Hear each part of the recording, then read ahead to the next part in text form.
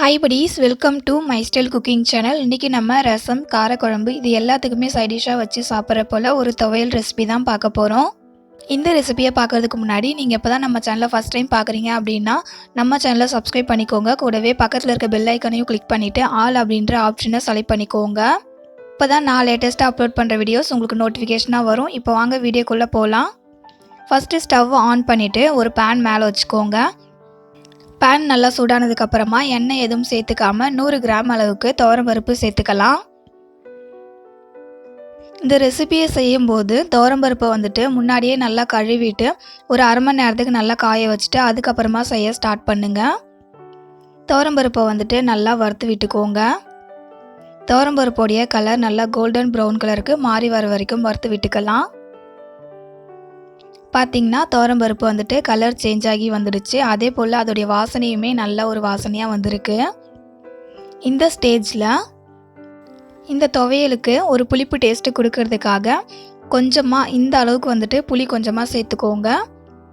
இது கூடவே 4-5 பல்லு பூண்டு, காரத்துக்காக 6 காஞ்ச மிளகாய் சேர்த்துக்கலாம். ஒரு கொத்தளவுக்கு கருவேப்பிலை சேர்த்துக்கோங்க. இப்போது இது எல்லாத்தையுமே வந்துட்டு நல்லா வறுத்து விட்டுக்கோங்க.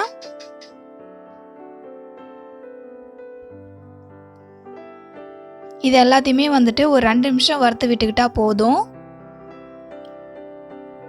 2 நிமிஷம் வறுத்து விட்டதுக்கப்புறமா இதில் ஒரு பிஞ்ச் அளவுக்கு பெருங்காயத்தூள் சேர்த்துக்கிட்டு 1 நிமிஷத்துக்கு லைட்டாக வந்துட்டு வறுத்து விட்டுக்கோங்க.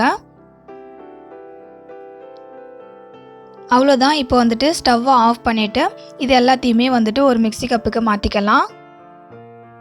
மிக்ஸி கப்புக்கு மாற்றினதுக்கப்புறமா இது கூட ஒரு 1/4 டேபிள் ஸ்பூன் அளவுக்கு உப்பு சேர்த்துக்கோங்க.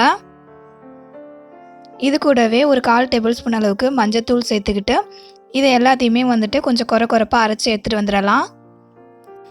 ரொம்ப ஃபைனாக அரைச்சி எடுத்துகிட்டு வரணும் அப்படின்றது கிடையாது. குறைப்பாக அரைச்சி எடுத்துகிட்டு வந்தால் போதும். பார்த்திங்கன்னா இந்த அளவுக்கு குறைப்பாக அரைச்சி எடுத்துகிட்டு வந்துடுங்க.